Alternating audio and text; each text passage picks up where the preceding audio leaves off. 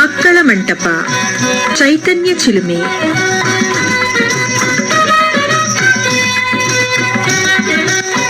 ಇಂದಿನ ಕಾರ್ಯಕ್ರಮದಲ್ಲಿ ಬಹುಮುಖ ಪ್ರತಿಭೆ ವಿಶ್ರುತ್ ಎ ಧನ್ಯ ಅವರೊಂದಿಗೆ ಮಾತುಕತೆ ಆಲಿಸಲಿದ್ದೀರಿ. ಇವರೊಂದಿಗೆ ಭಾಗವಹಿಸುತ್ತಿದ್ದಾರೆ ದಿಗ್ವಿಜಯ್ ಬಿ.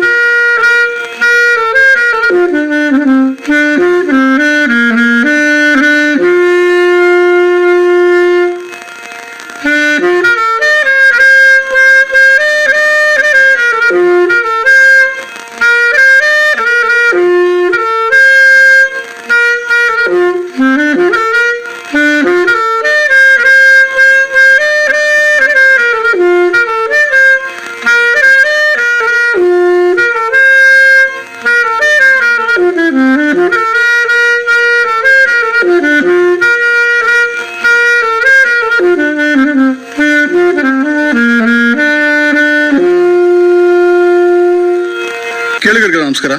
ಇಂದಿನ ಮಕ್ಕಳ ಮಂಟಪ ಕಾರ್ಯಕ್ರಮಕ್ಕೆ ತಮ್ಮೆಲ್ಲರಿಗೂ ಆತ್ಮೀಯವಾದಂಥ ಸ್ವಾಗತ. ಇಂದಿನ ಈ ಕಾರ್ಯಕ್ರಮದಲ್ಲಿ ಚೈತನ್ಯ ಚಿಲುಮೆ ಎನ್ನುವ ಕಾರ್ಯಕ್ರಮವನ್ನು ನಾವು ನಿಮಗೆ ಕೇಳಿಸ್ತಾ ಇದ್ದೀವಿ. ಯಾರು ಈ ಚೈತನ್ಯ ಚಿಲುಮೆಯಲ್ಲಿ ಇವತ್ತು ಭಾಗವಹಿಸ್ತಾ ಇದ್ದಾರೆ ಅನ್ನುವ ಯೋಚನೆಯಲ್ಲಿ ನೀವಿದ್ದೀರಿ. ಈಗಾಗಲೇ ಕೇಳಿದ್ರಿ ನಮ್ಮಮ್ಮ ಶಾರದೆ ಅನ್ನುವ ಒಂದು ಗೀತೆಯನ್ನು ಸ್ಯಾಕ್ಸೋಫೋನಲ್ಲಿ ಯಾರಪ್ಪ ಈ ಗೀತೆಯನ್ನು ಅದ್ಭುತವಾಗಿ ನುಡಿಸಿದ್ರು ಅಂತ ಯೋಚನೆ ಮಾಡ್ತಾ ಇರ್ತೀರಿ. ಈಗ ಕಾರ್ಯಕ್ರಮದಲ್ಲಿ ಭಾಗವಹಿಸ್ತಾ ಇದ್ದಾರೆ ಅರಿವು ವಿದ್ಯಾ ಸಂಸ್ಥೆಯ 10ನೇ ತರಗತಿ ವಿದ್ಯಾರ್ಥಿ ವಿಶ್ರುತ್ ಎ ಧನ್ಯ. ಈತ ಬಹುಮುಖ ಪ್ರತಿಭೆ, ಬಹಳಷ್ಟು ಇನ್ಸ್ಟ್ರೂಮೆಂಟ್ಗಳನ್ನು ತಂದು ನುಡಿಸ್ಲಿಕ್ಕೆ ಇವತ್ತು ನಮ್ಮ ಜೊತೆ ಇದ್ದಾನೆ. ಹಾಗೆ ಅವನ ಈ ಜರ್ನಿಯ ಬಗ್ಗೆ ಮಾತಾಡ್ಲಿಕ್ಕೂ ಇದ್ದಾನೆ. ಮೊದಲಿಗೆ ಅವನ ಕಾರ್ಯಕ್ರಮಕ್ಕೆ ಸ್ವಾಗತ ಕೋರ್ತಾ ಕಾರ್ಯಕ್ರಮವನ್ನು ಆರಂಭ ಮಾಡ್ತೀನಿ. ಬನ್ನಿ ವಿಶ್ರುತ್ ಎ ಧನ್ಯ, ನಮಸ್ಕಾರ, ಕಾರ್ಯಕ್ರಮಕ್ಕೆ ಸ್ವಾಗತ. ನಮಸ್ತೆ ಅಣ್ಣ. ಬಹಳ ಸಂತೋಷ ಆಗ್ತಿದೆ ವಿಶ್ರುತ್. ಬಹಳಷ್ಟು ಇನ್ಸ್ಟ್ರೂಮೆಂಟ್ಗಳನ್ನ ನಾನು ಕಾಣ್ತಾ ಇದ್ದಾವೆ. ಬಹುಮುಖ ಪ್ರತಿಭೆ ಅಂತಾನು ಕೂಡ ನಾನು ಹೇಳಿದೆ. ಸ್ಯಾಕ್ಸೋಫೋನ್ನ ಕೇಳಾಯ್ತು, ಇನ್ನು ಬಹಳಷ್ಟು ಇನ್ಸ್ಟ್ರೂಮೆಂಟ್ಗಳು ನುಡಿಸ್ಲಿಕ್ಕೆ ರೆಡಿ ಆಗಿದ್ಯಾ ಅಲ್ವಾ? ಈಗ ಅರಿವು ಶಾಲೆಯಲ್ಲಿ 10ನೇ ತರಗತಿ ವಿದ್ಯಾರ್ಥಿ ನೀನು ಅಲ್ವಾ? ಓಕೆ, ಯಾಕಾಗಿ ಈ ಇನ್ಸ್ಟ್ರೂಮೆಂಟ್ಗಳನ್ನ ಹಾಗೆ ಮ್ಯೂಸಿಕಲ್ ಇಂಟ್ರೆಸ್ಟ್ ಬಂದಿದ್ದು ವಿಶ್ರುತ್?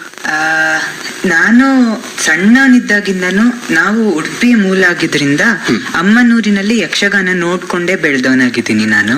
ಓಕೆ, ಅಂದ್ರೆ ಹುಟ್ಟಿದೆಲ್ಲ ಇಲ್ಲಿ? ಹುಟ್ಟಿದ್ ಮೈಸೂರಲ್ಲೇ ಆದ್ರೂ ವರ್ಷದಲ್ಲಿ 2-3 ಸಲ ಉಡುಪಿಗೆ ಹೋಗಿ ಅಮ್ಮನೂರಲ್ಲಿ ಅಪ್ಪನೂರಲ್ಲಿ ಪ್ರತಿ ವರ್ಷ ಹೋಗಿ ಅಲ್ಲಿ ಪೂಜೆ ಮಾಡಿ ಬರುವಂತ ಒಂದು ರೀತಿಯನ್ನ ಅಳವಡಿಸ್ಕೊಂಡ್ ಬಂದಿದ್ದೀನಿ. ಆತರ ಸಣ್ಣನಿದ್ದಾಗಿಂದನು ಅಮ್ಮನೂರಲ್ಲಿ ಯಕ್ಷಗಾನ ಆಗ್ತಾ ಇತ್ತು, ಮಂದರ್ತಿ ಅಂತ.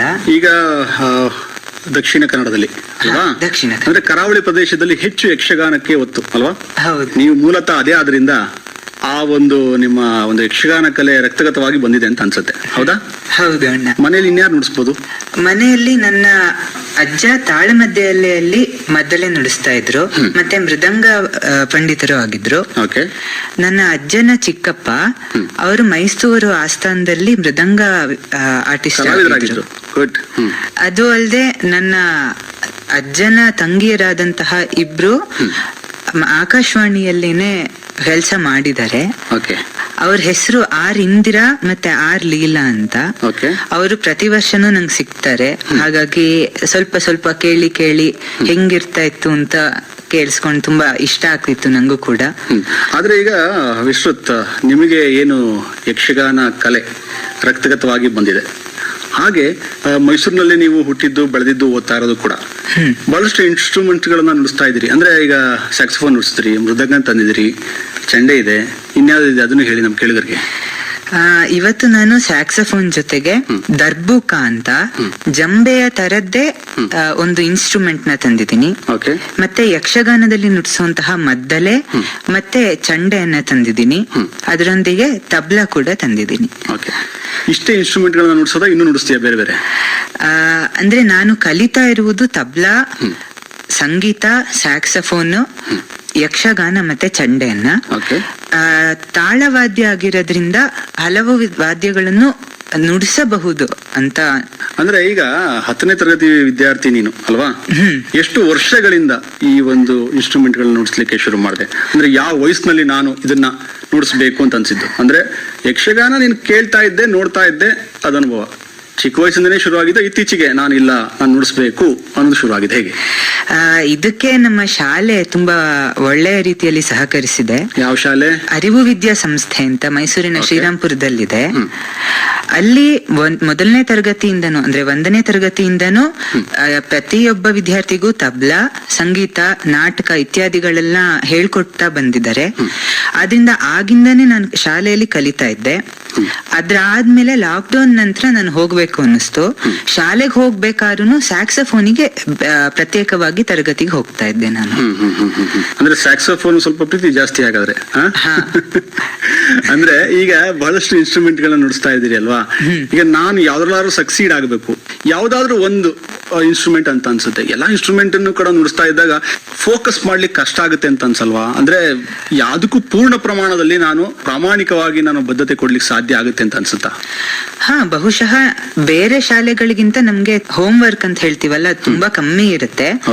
ಆದ್ರಿಂದ ನಾನು ಏನ್ ಹೋಮ್ ವರ್ಕ್ ಮಾಡ್ತಾರೆ ಬೇರೆ ಮಕ್ಕಳು, ಆ ಟೈಮಲ್ಲಿ ಪ್ರಾಕ್ಟೀಸ್ ಮಾಡೋದಕ್ಕೆ ಉಪಯೋಗಿಸ್ಕೊಳ್ತಾ ಇದ್ದೀನಿ. ನಂಗೆ ಹೆಚ್ಚು ಇನ್ಸ್ಟ್ರೂಮೆಂಟ್ ನುಡಿಸ್ತಾ ಇರ್ತೀನಿ, ಅದರಿಂದ ಎಲ್ಲೂ ಹಾಗನ್ಸಿಲ್ಲ ಇಲ್ಲಿವರೆಗೂ. ಅಂದ್ರೆ ಸಮಾನವಾಗಿ ಎಲ್ಲಾನು ಕೂಡ ನಾನು ತಗೊಂಡು ಹೋಗ್ತಾ ಇದ್ದೀನಿ, ಕಷ್ಟ ಆಗೋದಿಲ್ಲ, ಮ್ಯಾನೇಜ್ ಆಗ್ತಾ ಇದೆ ಅಲ್ವಾ? ಓಕೆ ವಿಶ್ರುತ್, ಈಗ ಯಾವ ಒಂದು ಇನ್ಸ್ಟ್ರೂಮೆಂಟ್ ನುಡಿಸ್ಲಿಕ್ಕೆ ಇದೆಯಾ? ನಮ್ಮ ಕೇಳಿಸ್ಲಿಕ್ಕೆ ಇದೆಯಾ? ಇವಾಗ ತಬ್ಲಾ ನುಡಿಸ್ತಾ ಇದ್ದೀನಿ. ಓಕೆ, ಮೊದಲನೇದಾಗಿ ತಬ್ಲಾವನ್ನ ನುಡಿಸ್ತೀಯ ಅಲ್ವಾ? ಓಕೆ. ಈಗ ಮೊದಲನೇದಾಗಿ 3 ತಾಳದಲ್ಲಿ ಒಂದು ಗತ್ತನ್ನ ನುಡಿಸ್ತಾ ಇದ್ದೀನಿ.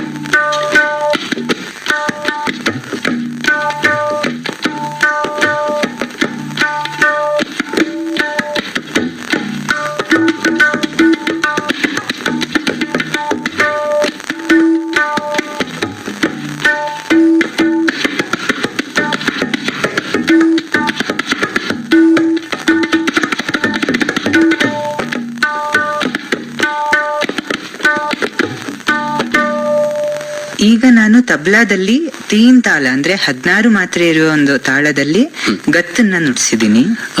2 ಗತ್ತನ್ನ ನುಡಿಸಿದೀನಿ. ಒಂದು ಚತುಶ್ರ ನಡೆಯಲ್ಲಿ ಅಥವಾ 4/4 ಬೀಟ್ ಬರುತ್ತೆ. ಇನ್ನೊಂದು ತ್ರಿಶ್ರ, ಚತುಶ್ರ ಮತ್ತೆ ತ್ರಿಶ್ರಗೆ ಬರುತ್ತೆ. ಈಗ ತಬ್ಲವನ್ನ ಯಾರ ಹತ್ರ ಕಲಿತಾ ಇದ್ದೀರಿ? ತಬ್ಲವನ್ನ ಶ್ರೀಯುತ ಪರಮೇಶ್ವರ ಹೆಗಡೆ ಅವ್ರ ಹತ್ರ ಕಲಿತಾ ಇದ್ದೀನಿ. ಎಷ್ಟು ವರ್ಷದಿಂದ? ಅಂದ್ರೆ ನಾ ಮೊದ್ಲೇ ಹೇಳ್ದಂಗೆ ನಮ್ಮ ಶಾಲೆಯಲ್ಲಿ 1ನೇ ಕ್ಲಾಸಿಂದಾನು ಕಲಿತಾ ಇದ್ದೆ. ಆದ್ರೆ ಲಾಕ್ಡೌನ್ ನಂತರದಲ್ಲಿ ನಾನು ತಬ್ಲಾ ಕಲಿಯಕ್ಕೆ ಶುರು ಮಾಡಿದ್ದೀನಿ. ಅಂದ್ರೆ ಶಾಲೆಯಲ್ಲಿ ಕೂಡ ಎಲ್ಲಾ ಇನ್ಸ್ಟ್ರೂಮೆಂಟ್ಸ್ ಗಳನ್ನು ಸ್ವಲ್ಪ ಕಲಿತಾ ಶುರು ಮಾಡಿದ್ರ, ಹೇಗೆ ಅದು? ಶಾಲೆಯಲ್ಲಿ ತಬ್ಲಾ ಮತ್ತೆ ಸಂಗೀತವನ್ನ ಹೇಳ್ಕೊಡ್ತಾ ಇದ್ರು. ಆದ್ರೆ ನಾನು ತಬ್ಲವನ್ನ ಕಲಿಯೋದ್ರ ಜೊತೆಗೆ ಸಂಗೀತವನ್ನ ಕಲಿಯೋದ್ರ ಜೊತೆಗೆ ಬೇರೆ ಬೇರೆ ಇನ್ಸ್ಟ್ರೂಮೆಂಟ್ಸ್ ಕಲಿಯೋಣ ಅಂತ ಆಸೆ ಶುರು ಆಯ್ತು.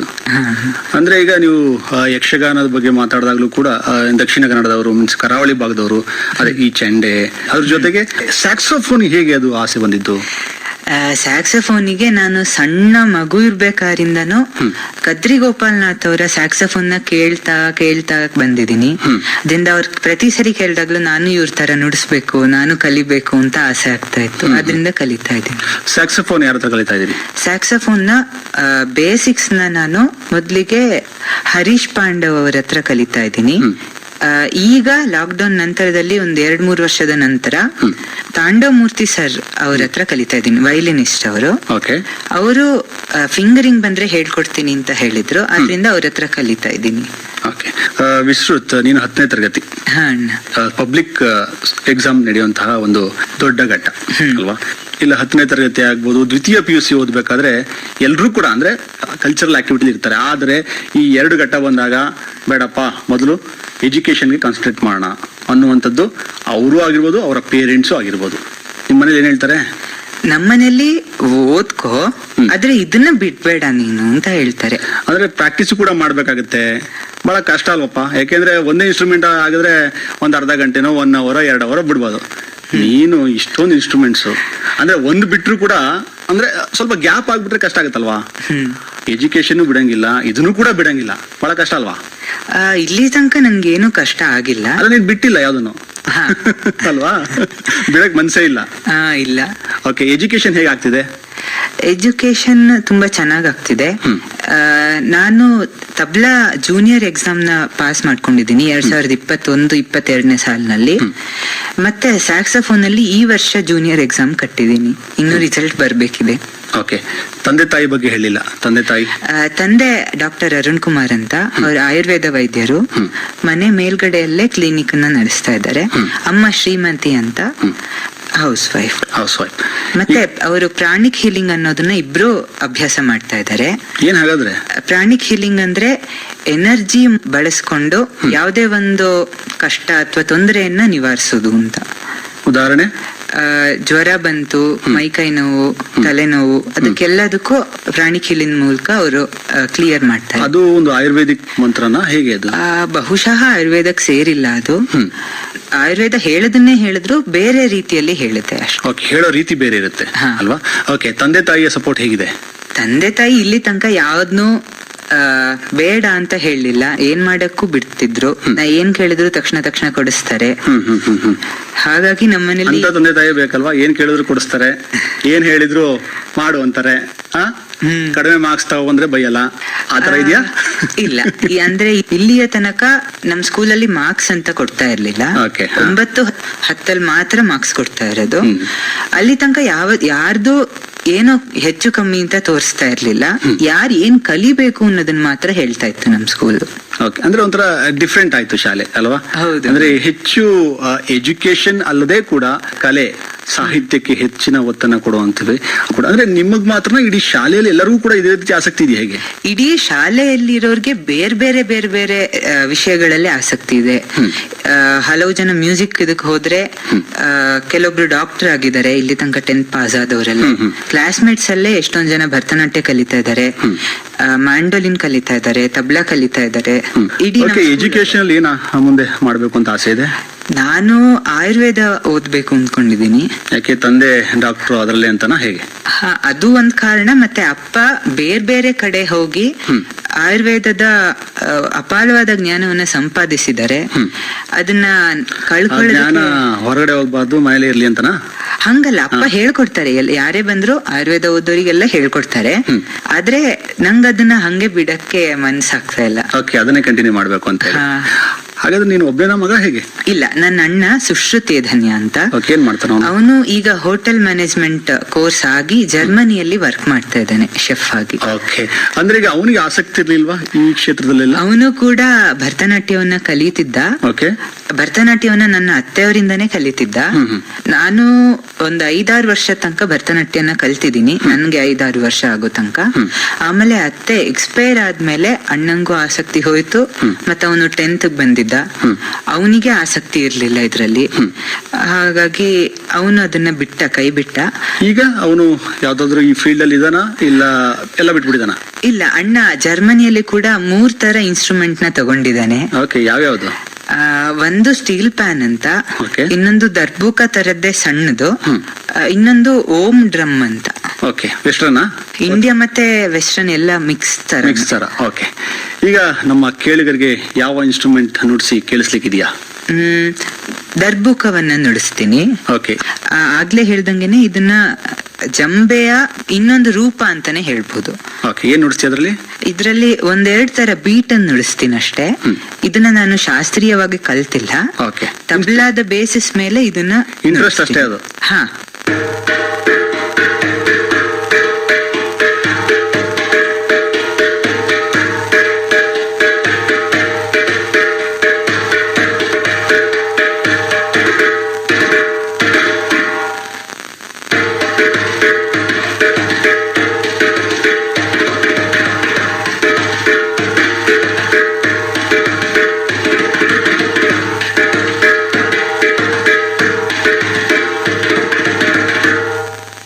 ಕೇಳುಗರೆ, ನೀವು ಕೇಳ್ತಾ ಇದ್ರಿ ಮಕ್ಕಳ ಮಂಟಪ ಕಾರ್ಯಕ್ರಮದಲ್ಲಿ ಚೈತನ್ಯ ಚಿಲುಮೆ. ನನ್ನ ಜೊತೆ ಕಾರ್ಯಕ್ರಮದಲ್ಲಿ ಭಾಗವಹಿಸ್ತಾ ಇದ್ದಾರೆ ಬಹುಮುಖ ಪ್ರತಿಭೆ ವಿಶ್ರುತ್ ಎ ಧನ್ಯ. ವಿಶ್ರುತ್ 3 ಇನ್ಸ್ಟ್ರೂಮೆಂಟ್ಗಳು ನುಡಿಸಿ ಆಯ್ತು ಈಗ ಅಲ್ವಾ? ಈಗ ನಮ್ಮ ಕೇಳುಗರು ಕೇಳ್ತಾ ಇರ್ತಾರೆ, ಇನ್ನೇನಪ್ಪ ಉಳಿಸಿದಾನೆ ಅವನು, ಇನ್ನೇನಾದ್ರು ಉಳಿದಿದ್ಯಾ ಅನ್ನೋದು ಅವರ ಪ್ರಶ್ನೆ. ಓಕೆ, ಇನ್ನು ಯಾವ್ದು ಉಳಿದ ಅದನ್ನು ಕೂಡ ನುಡ್ಸೋಣ ಅಂತ ಹೇಳ್ತಾ, ವಿಶ್ವತ್ ಈಗ ಬಹಳಷ್ಟು ಕಾರ್ಯಕ್ರಮಗಳಲ್ಲಿ ಭಾಗವಹಿಸ್ತಾ ಇದೆಯಾ, ಹೌದಾ? ಹೌದು ಅಣ್ಣ. ಈಗ ಸ್ಟೇಜ್ ಫಿಯರ್ ಸಾಧಾರಣವಾಗಿರುತ್ತೆ. ಒಂದು ಹಾಡು ಹೇಳಲಿಕ್ಕೆ ಆಗ್ಬೋದು, ಮಾತಾಡ್ಲಿಕ್ಕೆ ಆಗ್ಬೋದು, ಬಹಳ ಕಷ್ಟ, ಹೆದರ್ತಾರೆ. ಹೌದು. ಅದು ಯಾಕೆ ಅಂತ ಗೊತ್ತಿಲ್ಲ. ಅಂದ್ರೆ ನೀವು ನಿಮ್ಮ ಶಾಲೆಯಲ್ಲಿ ಕೂಡ ಎಲ್ಲಾ ತರದ ವಿದ್ಯಾರ್ಥಿಗಳು ಆಕ್ಟಿವಿಟೀಸ್ ಗಳಲ್ಲಿ ಭಾಗವಹಿಸ್ತಾ ಇದ್ದಾರೆ, ಕಲೆ ಸಾಹಿತ್ಯದಲ್ಲಿದ್ದಾರೆ, ಸಂಗೀತದಲ್ಲಿದ್ದಾರೆ. ಆ ನಿಟ್ಟಿನಲ್ಲಿ ನೀವು ಹೇಳೋದಾದ್ರೆ ಬಹಳಷ್ಟು ಕಾರ್ಯಕ್ರಮದಲ್ಲಿ ಭಾಗವಹಿಸ್ತಾ ಇದ್ರಿ, ಸ್ಟೇಜ್ ಫಿಯರ್ ಇಲ್ಲ ತಮಗೆ ಅಂತ ನಾನು ಭಾವಿಸ್ತೀನಿ, ಅಲ್ವಾ? ಈಗಿನ ಮಕ್ಕಳಿಗೆ ಏನ್ ಹೇಳಲಿಕ್ಕೆ ಬಯಸ್ತೀರಿ ಈ ನಿಟ್ಟಿನಲ್ಲಿ? ಅಂದ್ರೆ ಓದು ಅನ್ನುವಂಥದ್ದು ಬಹಳಷ್ಟು ಇದ್ದೇ ಇದೆ. ಓದು ಇರಲೇಬೇಕು, ಅಂದ್ರೆ ಅದೊಂದು ಪಾರ್ಟ್. ಅದ್ರ ಜೊತೆಗೆ ಈ ರೀತಿ ಆಕ್ಟಿವಿಟೀಸ್ ಇದ್ದಾಗ ಕಾನ್ಫಿಡೆಂಟ್ ಬಿಲ್ಡ್ ಆಗುತ್ತೆ, ಹೌದಾ? ಹಾಗೆ ನೀವು ಏನಾದ್ರೂ ಸಕ್ಸೀಡ್ ಮಾಡ್ಬೋದು. ಬರೀ ಓದ್ತಾನೆ ಇದ್ರೆ ಬುಕ್ ವರ್ಮ್ ತರ ಆಗ್ಬಿಡ್ತೀರಿ, ಬೇರೆ ಏನೂ ಇಲ್ಲ. ಒಂದ್ ಒಳ್ಳೆ ಕಡೆ ಕೆಲ್ಸಕ್ಕೆ ಸೇರ್ಬೋದು, ಏನೋ ಸಕ್ಸೀಡ್ ಆಗ್ಬೋದು. ಆದ್ರೆ ಆತ್ಮತೃಪ್ತಿ ಅಂತೀವಲ್ಲ ನಾವು. ಈಗ ನನ್ನ ತನ ಏನಿದೆ, ನೀವು ಮ್ಯೂಸಿಕ್ ಆಸಕ್ತಿ ಇದೆ, ಆ ಮ್ಯೂಸಿಕ್ ನ ನೀವು ಬಳಸ್ಕೊಂಡಿದ್ರಿ, ನುಡಿಸ್ತಾ ಇದ್ರಿ, ಮಾಡ್ತಾ ಇದ್ರಿ, ನೀವು ಮುಂದೆ ಇಲ್ಲಿ ಹೋದ್ರು ಕೂಡ ಒಂದೇನಾದ್ರೂ ಮಾಡಬಹುದು. ಈಗ ಬರೀ ಎಜುಕೇಶನ್ ಇದ್ರೆ ಅಲ್ಲಿ ಮಾತ್ರ ಇರ್ಬೇಕಾಗತ್ತೆ. ಆ ನಿಟ್ಟಿನಲ್ಲಿ ಬಹಳಷ್ಟು ನಮ್ಮ ಪುಟಾಣಿ ಮಕ್ಕಳು ಕೇಳ್ತಾ ಇರ್ತಾರೆ, ಈಗ ಯಾಕೆ ನಾನು ವಿಶ್ರುತ ಇನ್ಸ್ಟ್ರೂಮೆಂಟ್ ಗಳು ನುಡಿಸಬಾರ್ದು, ಹಾಗೆ ಕಾನ್ಫಿಡೆಂಟ್ ಆಗಿರ್ಬೇಕು ಅಂದ್ರೆ ಏನ್ ಮಾಡಬೇಕು ಅದನ್ನ ಹೇಳಿ. ನನ್ನ ಪ್ರಕಾರ ನನ್ಗೆ ಯಾಕೆ ಸ್ಟೇಜ್ ಫಿಯರ್ ಇಲ್ಲ ಅಂದ್ರೆ, ನಮ್ಮ ಶಾಲೆಯಲ್ಲಿ ನಾನು ಪ್ರಿ-KG ಇಂದನೂ ಪ್ರತಿ ವರ್ಷ 2-3 ಕಾರ್ಯಕ್ರಮಗಳು ಕೊಡ್ತಾ ಬಂದಿದ್ದೀನಿ. ಅಂದ್ರೆ ಇಡೀ ತಂಡವಾಗಿ ತರಗತಿಯಲ್ಲಿ ಹಾಗೆ ನಾಟಕಗಳನ್ನ ಅಭಿನಯಿಸ್ತಾ ಬಂದಿದ್ದೀನಿ. ಹಾಗಾಗಿ ನನ್ಗೆ ಸ್ಟೇಜ್ ಫಿಯರ್ ಅನ್ನೋದು ಇಲ್ಲ. ಅಂದ್ರೆ ಈಗಿನ ಪೋಷಕರು ಸಣ್ಣ ಮಕ್ಳಿದ್ದಾಗ ಬೆಳೆಸ್ತಾರೆ, 10ನೇ ಕ್ಲಾಸಿಗೆ ಬಂದ ತಕ್ಷಣ ನಿಲ್ಲಿಸ್ತಾರೆ, ಬೇಡ ಬರೀ ಓದು ಅಂತ. ಆತರ ಮಾಡಿದ್ರೆ ಬಹುಶಃ ಸ್ಟೇಜ್ ಫಿಯರ್ ಬರಬಹುದು ಅಂತ. ಅಂದ್ರೆ ಯಾವ್ದಕ್ಕೂ ಭಯ ಪಡದ ರೀತಿಯಲ್ಲಿ ತಪ್ಪಾದ್ರೆ ತಪ್ಪಾಗುತ್ತೆ, ತಪ್ಪು ಎಲ್ಲರಿಂದನೂ ಆಗುತ್ತೆ. ಹೌದು, ಅದನ್ನ ಹೆಂಗ್ ಸರಿಪಡಿಸ್ಕೋಬಹುದು ಅಂತ ಯೋಚನೆ ಮಾಡೋದು ಬಹಳ ಮುಖ್ಯ ಆಗುತ್ತಲ್ವಾ? ಬಹಳಷ್ಟು ಕಾರ್ಯಕ್ರಮಗಳಲ್ಲಿ ಭಾಗವಹಿಸ್ತಾ ಇದ್ರಿ, ಹಾಗೆ ಭಾಗವಹಿಸೋದ್ರ ಜೊತೆಗೆ ಪ್ರಶಸ್ತಿಗಳನ್ನು ಪಡ್ಕೊಂಡಿದ್ದೀರಿ, ಹೌದಾ? ಹೌದು. ನನ್ನ ಕಣ್ಣ ಮುಂದೆ ನಿಮ್ಮ ಪೋಷಕರು ಇಟ್ಟಂತಹ ಸರ್ಟಿಫಿಕೇಟ್ ಗಳನ್ನ ನೋಡ್ತಾ ಇದ್ದೀನಿ, ಬಹಳಷ್ಟಿದೆ. ಅದರಲ್ಲಿ ಒಂದು ವಿಶೇಷವಾಗಿ ಒಂದು ಕಂಡಿದೆ ಏನಂದ್ರೆ, ನನಗೆ ಕನ್ನಡದಲ್ಲಿ ಮಾತನಾಡುವ ಸ್ಪರ್ಧೆ. ಇದೇನಿದು ಕನ್ನಡದಲ್ಲಿ ಮಾತನಾಡುವ ಸ್ಪರ್ಧೆ? ನವೆಂಬರ್ 1 ನಮ್ಗೆ ಎಲ್ಲರಿಗೂ ಗೊತ್ತಿರೋ ಹಂಗೆ ಕನ್ನಡ ರಾಜ್ಯೋತ್ಸವ ಆಗುತ್ತೆ. ಹೌದು. ಅಲ್ಲಿ ಒಂದು ಸಂಸ್ಥೆಯಿಂದ ನಾನು ಆನ್ಲೈನ್ ಅಲ್ಲಿ ಕಾಂಪಿಟೇಷನ್ ನ ಅಟೆಂಡ್ ಮಾಡಿದ್ದೆ. ಕನ್ನಡದಲ್ಲಿ ಮಾತಾಡುವಂತಹ ಸ್ಪರ್ಧೆ. ಒಂದು ಅವಧಿ ಕೊಟ್ಟಿದ್ದು 5 ನಿಮಿಷನ ಏನೋ. ಅದರಲ್ಲಿ ಕನ್ನಡದ ಬಗ್ಗೆ ಅಥವಾ ಕರ್ನಾಟಕದ ಬಗ್ಗೆ ಮಾತಾಡುವುದಕ್ಕಿತ್ತು. ಸ್ಪರ್ಧೆಯಲ್ಲಿ ಗೆದ್ದಿದ್ದೀನಿ. ಕನ್ನಡದಲ್ಲಿ ಮಾತನಾಡುವ ಸ್ಪರ್ಧೆಯಲ್ಲಿ ನೀವು ವಿಜೇತರಾಗಿದ್ದೀರಿ ಅಂತಂದಾಗ ಪೂರ್ತಿ ಕನ್ನಡದಲ್ಲೇ ಮಾತನಾಡಿದ್ದೀರಿ ಅಂತ ಅನ್ಸುತ್ತೆ, ಹೌದಾ? ಖಂಡಿತ ಅಣ್ಣ. ಹೌದಾ? ಅದೇನ್ ಸ್ಪೆಷಲ್ ಅಂತ ಅನ್ಸುತ್ತೆ ನಿಮ್ಗೆ? ನಂಗೆ ಏನು ಸ್ಪೆಷಲ್ ಅಂತ ಏನ್ ಅನ್ನಿಸ್ಲಿಲ್ಲ. ನಾನ್ ಶಾಲೆ ಇದ್ದಾಗಿಂದನು ಕನ್ನಡದಲ್ಲೇ, ನಮ್ಮ ಕನ್ನಡ ಮಾಧ್ಯಮ ಶಾಲೆ ಆದ್ರಿಂದ ಕನ್ನಡದಲ್ಲೇ ಮಾತಾಡ್ಕೊಂಡು ಬೆಳೆದಿರೋದ್ರಿಂದ ನನ್ಗೆ ಏನು ವಿಶೇಷ ಅಂತ ಅನ್ನಿಸ್ಲಿಲ್ಲ. ಅಂದ್ರೆ ಇದು ಆನ್ಲೈನ್ ಸ್ಪರ್ಧೆ ಆಗಿತ್ತು ಅಷ್ಟೇ, ಹೌದಾ?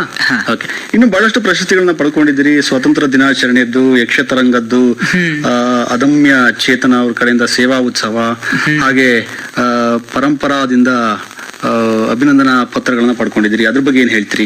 ಆಗ್ಲೇ ಗೊತ್ತಿದೆ, ಬಹಳಷ್ಟು ಆಕ್ಟಿವಿಟೀಸ್ ಅಲ್ಲಿ ಭಾಗವಹಿಸ್ತಿದ್ದೀರಿ, ಒಂದಲ್ಲ ಒಂದ್ರಲ್ಲಂತೂ ಸಕ್ಸೀಡ್ ಆಗ್ತೀರಿ, ಪ್ರಶಸ್ತಿಗಳನ್ನ ಪಡ್ಕೊತಾನೆ ಇರ್ತೀರಿ. ಅದ್ರ ಬಗ್ಗೆ ಏನ್ ಹೇಳ್ತೀರಿ? ನಾನು ಈ ಕಾಂಪಿಟೇಷನ್ ಗಳಿಗೆ ಹೋಗಕ್ಕೆ ಶುರು ಮಾಡಿದ್ದು ಲಾಕ್ಡೌನ್ ಕಾರಣದಿಂದ. ಲಾಕ್ಡೌನ್ ಬಂದಿದ್ರಿಂದ, ಇಲ್ಲ ಅಂದ್ರೆ ಆಗ್ತಿತ್ತಾ? ಬಹುಶಃ ಆಗ್ತಿರ್ಲಿಲ್ಲ. ಲಾಕ್ಡೌನ್ ಅಲ್ಲಿ ಮನೇಲಿ ಇದ್ದಾಗ ಏನಾರೊಂದು ಮಾಡ್ಬೇಕು, ಏನಾರು ಈ ತರ ಟ್ರೈ ಮಾಡ್ಬೋದಾ, ಈ ತರ ಪ್ರಯತ್ನ ಮಾಡಿದ್ರೆ ಹೆಂಗಿರುತ್ತೆ, ಆತರ ಯೋಚನೆ ಮಾಡಿ ನನ್ನ ಅಮ್ಮನೂ ಸಹ ನನ್ಗೆ ಸಹಾಯ ಮಾಡ್ತಾ, ಅಪ್ಪ ಅಮ್ಮಂದ್ರು ಸಹಾಯ ಮಾಡ್ಕೊಂಡು ಬಂದಿದ್ದಾರೆ. ಹಾಗಾಗಿ ನಾನ್ ಗೆಲ್ತೀನೋ ಬಿಡ್ತೀನೋ ಪಾರ್ಟಿಸಿಪೇಟ್ ಒಂದು ಮಾಡ್ತಾ ಬಂದಿದ್ದೀನಿ. ಎಲ್ಲದರಲ್ಲೂ ಕೂಡ ಪಾರ್ಟಿಸಿಪೇಟ್ ಮಾಡ್ತಾ ಇದ್ದೀರಿ. ಹಾ. ಓಕೆ. ಈಗ ಇಷ್ಟೊಂದು ಇನ್ಸ್ಟ್ರೂಮೆಂಟ್ಸ್ ಗಳಿದಾವಲ್ಲ, ಯಾವುದು ಪ್ರಿಯವಾದ್ದು? ಅಂದ್ರೆ ಕಷ್ಟ. ಒಬ್ಬ ಕಲಾವಿದನಿಗೆ ನಿನಗೆ ಏನ್ ಪ್ರೀತಿ ಅಂತ ಹೇಳಿದ್ರೆ ಕಷ್ಟ. ಆದ್ರೂ ಕೂಡ ನನಗೊಂದು ಕುತೂಹಲ ಏನಂತ ಹೇಳಿದ್ರೆ, ಇಷ್ಟೊಂದು ಇನ್ಸ್ಟ್ರೂಮೆಂಟ್ಗಳಿದೆ, ಒಂದು ನನ್ನ ಹೃದಯಕ್ಕೆ ಹತ್ತಿರವಾದದ್ದು ಅಂತ ಇರುತ್ತೆ ಅಲ್ವಾ? ಅದು ಅಂತಂದ್ರೆ ಯಾವುದು ಅಂತ ಹೇಳ್ಬೋದು ವಿಶ್ರುತ್? ಇರೋದ್ರಲ್ಲಿ ಸ್ಯಾಕ್ಸಫೋನ್ ಹತ್ರ ಅಂತ ಅನ್ಸುತ್ತೆ. ಯಾಕೆಂದ್ರೆ ಅದು ಬಹಳ ಚಿಕ್ಕ ವಯಸ್ಸಿಂದ ಶುರು ಮಾಡಿದ್ಯಾ ಅಂತನಾ? ಕದ್ರಿ ಗೋಪಾಲನಾಥ್ ಅವ್ರನ್ನ ನೋಡ್ಕೊಂಡ್ ಬಂದ್ರಿ, ಅದೇ ಒಂಥರ ಖುಷಿ ಆಗುತ್ತೆ ಅನ್ಸುತ್ತೆ ಅಲ್ವಾ? ಅದ್ರಲ್ಲಿ ಇನ್ನು ಏನಾದ್ರೂ ಸಾಧನೆ ಮಾಡ್ಬೇಕು ಅಂತ ಆಸೆ ಇದೆ? ಏನ್ ಸಾಧನೆ ಮಾಡ್ಬೇಕು ಅಂತ ಆಸೆ ಆಗುತ್ತೆ? ನಂಗೆ ಸಾಧನೆ ಮಾಡ್ಬೇಕು ಅಂತ ಇದೆ. ಅಂದ್ರೆ ಕದ್ರಿ ಗೋಪಾಲನಾಥ್ ಅವ್ರ ತರ ಬೇರೆ ಬೇರೆಯವ್ರ ಜೊತೆ ನುಡಿಸ್ಬೇಕು, ಬೇರೆ ಬೇರೆ ಕಡೆ ಪ್ರೋಗ್ರಾಮ್ ಕೊಡ್ಬೇಕು ಅಂತ ಇದೆ. ಮೊನ್ನೆ ಶೃಂಗೇರಿಯಲ್ಲಿ ದೇವರ ಮುಂದೆ ನುಡಿಸಿ ಬಂದಿದ್ದೀನಿ. ಪ್ರತಿ ವರ್ಷನೂ ಹೋಗಿ ಸ್ಯಾಕ್ಸಫೋನ್ ನುಡಿಸಿ ಸೇವೆ ಮಾಡಿ ಬರೋದು ನಂಗಿಷ್ಟ. ಶಾಲೆ ಪ್ರಾರಂಭವಾಗೋದ್ ಮುಂದೆ ಹೋಗಿ ಬರ್ತೀನಿ. ಆದ್ರೆ ಅದೇ ತರ ಈ ವರ್ಷನೂ ಹೋಗಿ ಬಂದಿದ್ದೀನಿ. ಓಕೆ, ಈಗ ಮುಂದಿನ ಇನ್ಸ್ಟ್ರೂಮೆಂಟ್ ಯಾವುದು ವಿಶ್ರುತ್? ಈಗ ನಾನು ಯಕ್ಷಗಾನದಲ್ಲಿ ನುಡಿಸುವಂತಹ ಮದ್ದಲೆ, ಮೃದಂಗದ ತರವಾಗಿರುವಂತಹ ಒಂದು ಇನ್ಸ್ಟ್ರೂಮೆಂಟ್ ನ ನುಡಿಸ್ ತೋರಿಸ್ತೀನಿ. ಇದರಲ್ಲಿ ಯಕ್ಷಗಾನದ ಹಾಡನ್ನ ಪ್ಲೇ ಮಾಡಿ ಅದಕ್ಕೆ ನುಡಿಸ್ತಾ ಇದ್ದೀನಿ. ಮೊದಲಿಗೆ ಪ್ರಸನ್ನ ಭಟ್ ಅವರ ಹಾಡಿರುವಂತಹ ಒಂದು ಪದ್ಯವನ್ನ, 1-2 ನಿಮಿಷ ಇರುವಂತಹ ಪದ್ಯವನ್ನ ನುಡಿಸ್ ತೋರಿಸ್ತೀನಿ.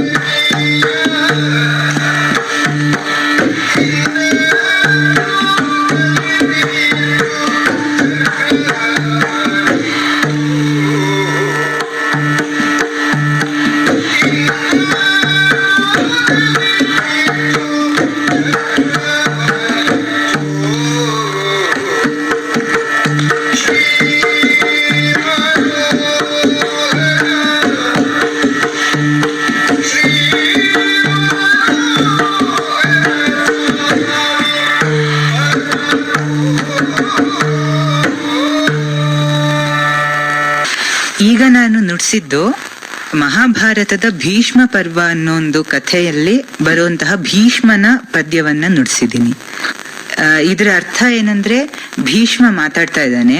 ಯಾವಾಗ ಕೃಷ್ಣ ತನ್ನ ಆಪೋಸಿಟ್ ಆಗಿ ನಿಂತು ಚಕ್ರವನ್ನ ಕೈಗೆತ್ಕೊಂಡಾಗ ಅವನು ಕೇಳ್ಕೊತಾ ಇದ್ದಾನೆ ಕೃಷ್ಣನ ಹತ್ರ, ನಾನು ನನ್ನ ಇಬ್ರು ಮೊಮ್ಮಕ್ಳನ್ನ ಯುದ್ಧ ಮಾಡೋದನ್ನ ನೋಡಕ್ ಆಗ್ತಾ ಇಲ್ಲ ನನ್ ಕೈಲಿ, ಆದ್ರೆ ಏನ್ ಮಾಡೋಣ, ಹಸ್ತಿನಾವತಿಯ ಚಕ್ರವರ್ತಿಯನ್ನ ಉಳಿಸ್ತೀನಿ ಅಂತ ನಾನು ಶಪಥ ಮಾಡಿದೀನಿ.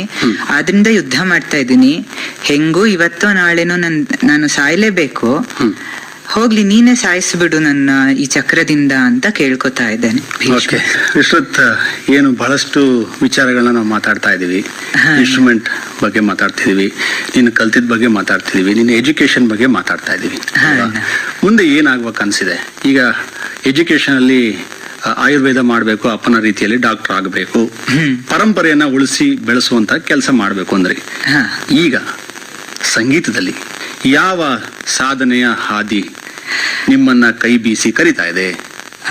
ಅಂದ್ರೆ ನಾನು ಎಲ್ಲಿಗೆ ಹೋಗ್ಬೇಕಾದ್ರೂ ಅವ್ರು ಯಾವ್ದು ಕೇಳ್ತಾರೋ ಅದನ್ನ ನುಡ್ಸೋ ತರ ಇರ್ಬೇಕು, ಅವ್ರು ಏನ್ ಕೇಳಿದ್ರು ಮಾಡೋ ತರ ಇರ್ಬೇಕು. ಯಾರು ಎಲ್ಲಿ ನಾನು ಪ್ರೋಗ್ರಾಮ್ ಕೊಡಕ್ ಹೋಗ್ತೀನಿ ಅಲ್ಲಿ ಆಡಿಯನ್ಸ್ ಅಥವಾ ಪ್ರೇಕ್ಷಕರು ಯಾವ್ದಾರ ಒಂದು ಕಾರ್ಯಕ್ರಮಕ್ಕೆ ಹೋದಾಗ್ಲೂ ಕೂಡ ಎಲ್ಲಾ ಇನ್ಸ್ಟ್ರೂಮೆಂಟ್ ತಗೊಂಡ್ ಹೋಗ್ತೀರಿ?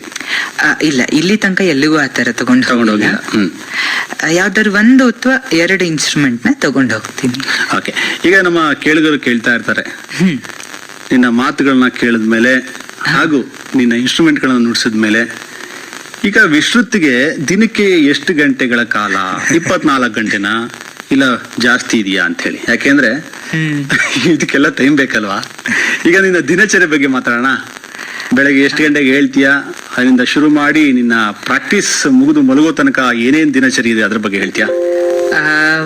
ನಾನು ಬೆಳಗ್ಗೆ ಎದ್ದೇಳೋದು ಬೇರೆ ಬೇರೆ ಸಮಯದಲ್ಲಿ ಎದ್ದೇಳ್ತೀನಿ. ನಾರ್ಮಲ್ ಆಗಿ 6 ಗಂಟೆಯಿಂದ 8 ಗಂಟೆ ಒಳಗೆ ಎದ್ದೇಳ್ತೀನಿ.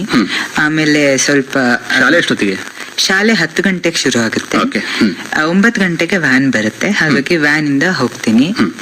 ಅಷ್ಟರೊಳಗೆ ಪ್ರತಿದಿನ ಸಂಧ್ಯಾ ವಂದನೆ ಮಾಡಿ ತಿಂಡಿ ತಿಂದು ಏನಾದ್ರು ಓದ್ಕೊಳ್ಳೋದಿದ್ರೆ, ಸ್ವಲ್ಪ ಬರೆಯೋದಿದ್ರೆ, ಉಳ್ದಿದ್ರೆ ಹಿಂದಿನ ದಿನದ್ದು ಎಲ್ಲ ಬರ್ದು ಶಾಲೆಗೆ ಹೋಗ್ತೀನಿ. ಶಾಲೆಯಿಂದ ಬಂದ್ಮೇಲೆ ಒಂದು ಅರ್ಧ ಮುಕ್ಕಾಲು ಗಂಟೆ ಏನಾದ್ರು ಟಿವಿ ಮೊಬೈಲ್ ನೋಡಿ, ಆಮೇಲೆ ಮೊಬೈಲ್ ನೋಡ್ತೀಯಾ? ಹಾ, ಟಿವಿ ನೋಡ್ತೀಯಾ? ಮುಂದುವರ್ಸು. ಆಮೇಲೆ ಸಂಜೆ ಸಂಧ್ಯಾ ವಂದನೆ ಮಾಡಿ ಬರೆಯೋದಕ್ಕೆ ಓದಕ್ಕೆ ಕುತ್ಕೋತೀನಿ. ಆಮೇಲೆ ಊಟ ಮಾಡಿ ಏನಾರು ಅಭ್ಯಾಸ ಮಾಡಿ ಮಲ್ಕೋತೀನಿ. ಯಾವ ಅಭ್ಯಾಸ ಮಾಡ್ತೀಯಾ? ಯಾಕೆಂತಂದ್ರೆ ಇಷ್ಟೊಂದು ಇನ್ಸ್ಟ್ರೂಮೆಂಟ್ಗಳಿದೆ. ಈಗ ಒಂದು ಇನ್ಸ್ಟ್ರೂಮೆಂಟ್ ನುಡ್ಸ್ರೆ ಇನ್ನೊಂದಕ್ಕೆ ಬೇಜಾರಲ್ವಾ? ಇವತ್ತು ನನ್ನ ಮುಟ್ಲೇವಲ್ಲ ಇವನು, ನಾನು ನುಡಿಸ್ಲೇವಲ್ಲ ಇವನು ಅನ್ನೋದಿರುತ್ತೆ ಅಲ್ವಾ? ನಿನಗೂ ಬೇಜಾರು, ಅದಕ್ಕೂ ಬೇಜಾರು ಅಲ್ವಾ? ಅದಕ್ಕೇನು ಹೇಳ್ತೀಯಾ? ಅದಕ್ಕೆ ಒಂದೊಂದ್ ದಿನ ಒಂದೊಂದು ಇನ್ಸ್ಟ್ರೂಮೆಂಟ್ ತರ. ಆಮೇಲೆ ಕ್ಲಾಸಸ್ ಕೂಡ ಇರುತ್ತಲ್ವಾ, ಅದ್ರ ಬಗ್ಗೆ ಹೇಳಿಲ್ಲ? ಹಾ, ಸೋಮವಾರ ಅಲ್ಲ, ಬುಧವಾರ ಮತ್ತೆ ಶನಿವಾರ ಸ್ಯಾಕ್ಸಫೋನ್ ಮತ್ತೆ ಸಂಗೀತ ತರಗತಿಗಳಿಗೆ ಹೋಗ್ತೀನಿ. ಬುಧವಾರ ಸಂಜೆ ಬಂದ್ಮೇಲೆ 8 ಗಂಟೆಯಿಂದ ಸ್ಯಾಕ್ಸಫೋನ್ ತರಗತಿ ಇರುತ್ತೆ, 8ರಿಂದ 9:30 ತನಕ. ಆಮೇಲೆ ಮನೆಗೆ ಬಂದು ಊಟ ಮಾಡಿ ಮಲ್ಕೋತೀನಿ. ಬೇರೆ ಶನಿವಾರ ಶಾಲೆಯಿಂದ ಬರೋದು 12 ಗಂಟೆಗೆ ಆಗುತ್ತೆ. 1 ಗಂಟೆ ಅಷ್ಟೊತ್ತಿಗೆ ಸ್ಯಾಕ್ಸಫೋನ್ ಮತ್ತೆ ಸಂಗೀತಕ್ಕೆ ಹೋಗಿ 2:30-3 ಗಂಟೆಗೆ ವಾಪಸ್ ಬರ್ತೀನಿ. ಮತ್ತೆ ಯಕ್ಷಗಾನನ ಪ್ರತಿ ಭಾನುವಾರ ವಿಜಯ ವಿಠಲದಲ್ಲಿ ಮಾಡ್ತಾರೆ, ಅದನ್ನ ಅಲ್ಲಿಗೆ ಹೋಗ್ತೀನಿ. ಈಗ 10ನೇ ಕ್ಲಾಸ್ ಆಗಿರೋದ್ರಿಂದ ಈ ವರ್ಷ ಹೋಗಲ್ಲ ಅಂತ ಅನ್ಕೊಂಡಿದ್ದೀನಿ.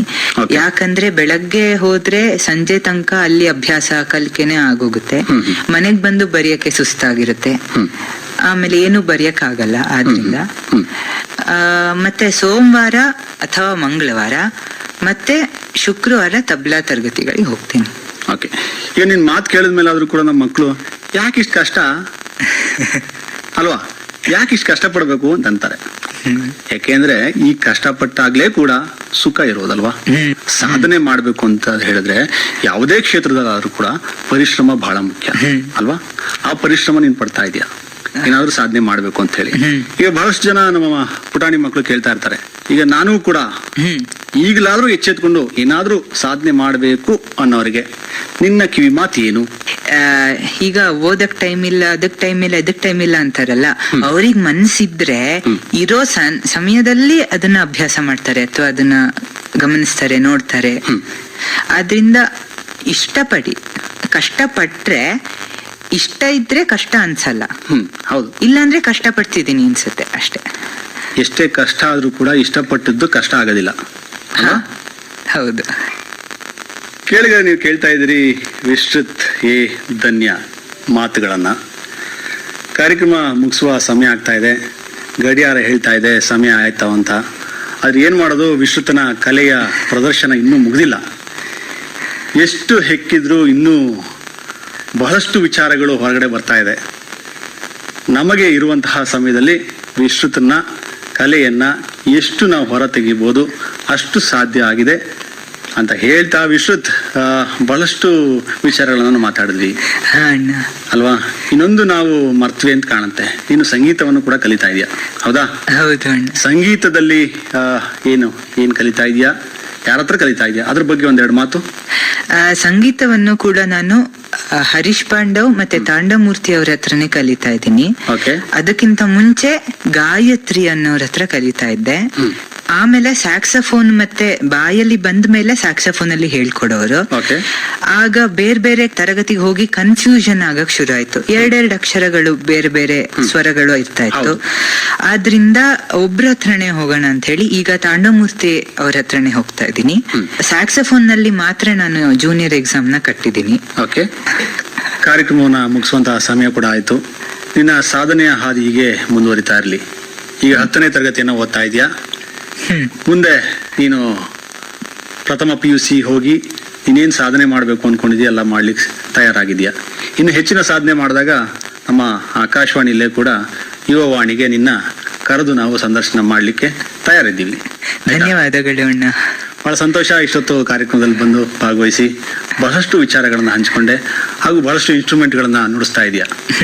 ಈ ಒಂದು ನಿನ್ನ ಕಲೆ ಹೀಗೆ ಮುಂದುವರಿತಾ ಇರಲಿ, ಹಾಗೆ ಬಹಳಷ್ಟು ಜನಕ್ಕೆ ಪ್ರೇರಣೆ ಆಗ್ತಾ ಇರಲಿ ಅಂತ ಹೇಳ್ತಾ ಇಷ್ಟೊತ್ತು ಕಾರ್ಯಕ್ರಮದಲ್ಲಿ ಭಾಗವಹಿಸಿ ಧನ್ಯವಾದ. ನಮಸ್ಕಾರ. ಧನ್ಯವಾದಗಳು ಅಣ್ಣ.